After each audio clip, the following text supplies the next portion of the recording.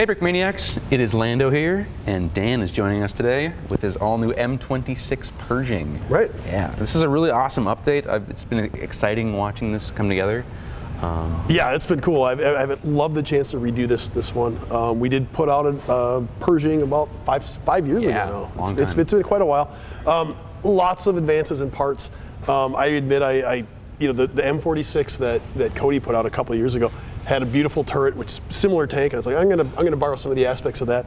Cody didn't object, so if it works, it works. Yeah, and we're not like super hung up on our designs that we don't share them. Sure. It's all for the greater good. So right.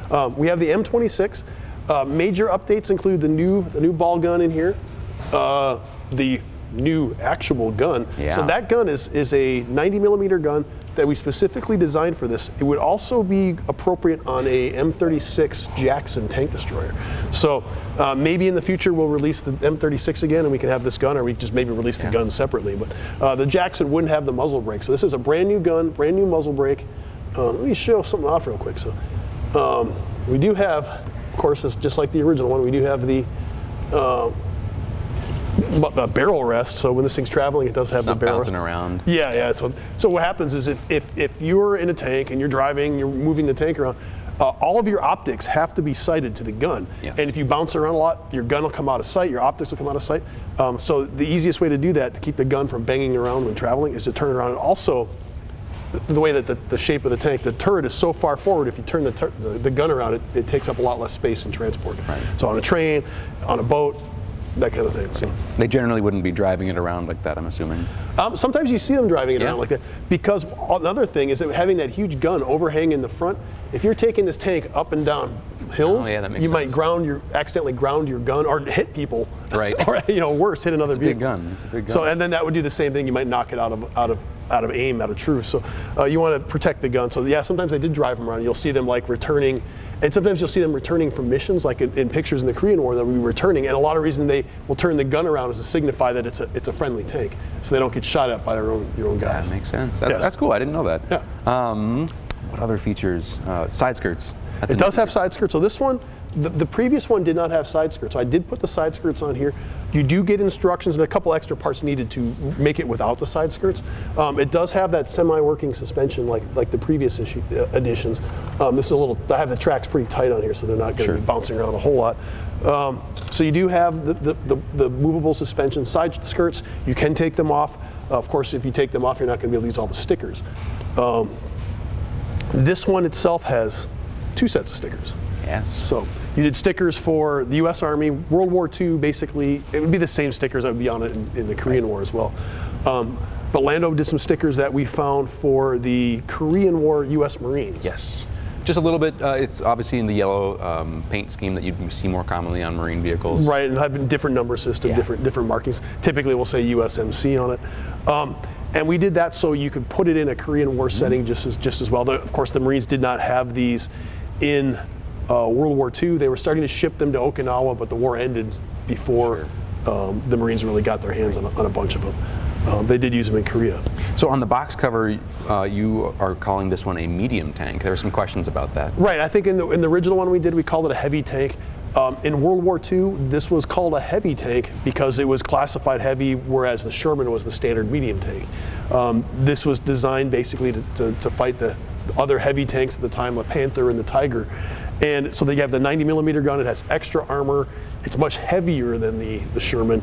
It has lower profile. So they did all kinds of improvements. So the Sherman was the workhorse. Even in the Korean War, they're still using the EZ-8 Shermans, but this was so much better. Sure. When you're fighting the Soviet design T-34-85, this thing would be much more able to take on and destroy that. Not that the Shermans couldn't, but this is much better suited. It has better armor, better gun, lower profile. The only thing it didn't, it had some reliability issues, but that was quickly resolved with the M46 patent, the later version of it. So. Why don't we talk about the figure? You did a unique figure on this one. Yes, this is all new figure for this guy, and this is specific to this tank here.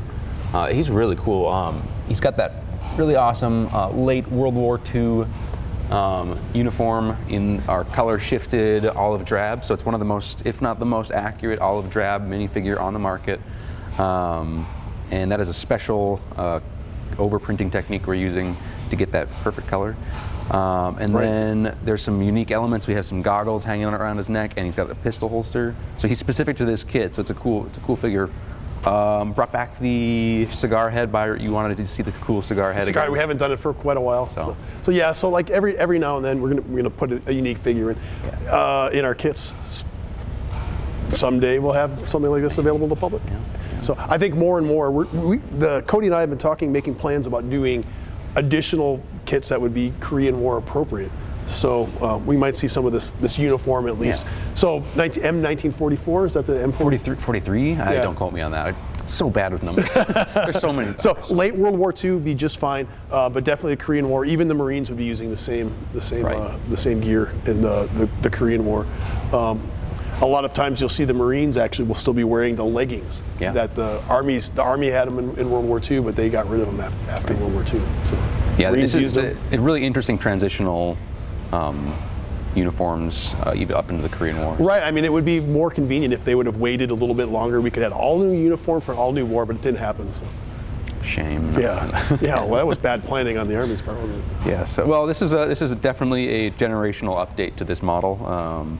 Really, really cool. Turned out very nice. Anything else? No. We the first 2 batches sold out before this thing even hit the streets. We do have another batch currently in production. So if you're seeing this video and you didn't get in on the initial run, a few weeks from now, the second, I guess it's batch 3 now, will be available. You can order it now. It'll be shipping. You may be able to get them at the Brickmania retail stores. This is something that we do plan on having restocks as production permits throughout the year. You're not going to have it in stock all the time. We just don't have the production for that. But you'll be able to get it on and off. You should be able to, down the road, have a chance to pick up a copy of this.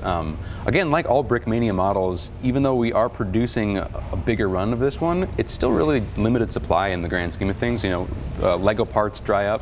We got to change up the selection. Happens all the time. So stores that we buy stuff from shut down. I mean, this especially the times we're in right now. We can't guarantee supplies. So if you're seeing this model, you want to get a hold of it, pick it up because one, it's cool, and two, it's not going to be around forever. So that's the all new. Yeah. So we have to say about every Brickmania kit. That's true with every kit. Why do you let them go out of production? Well, we have to. We have to move on to the next thing. Lego, stop making that piece. I don't know. I guess with that's the all new Pershing. Dan, thanks for joining us. Yeah. For more information, please check out brickmania.com. Thanks for watching.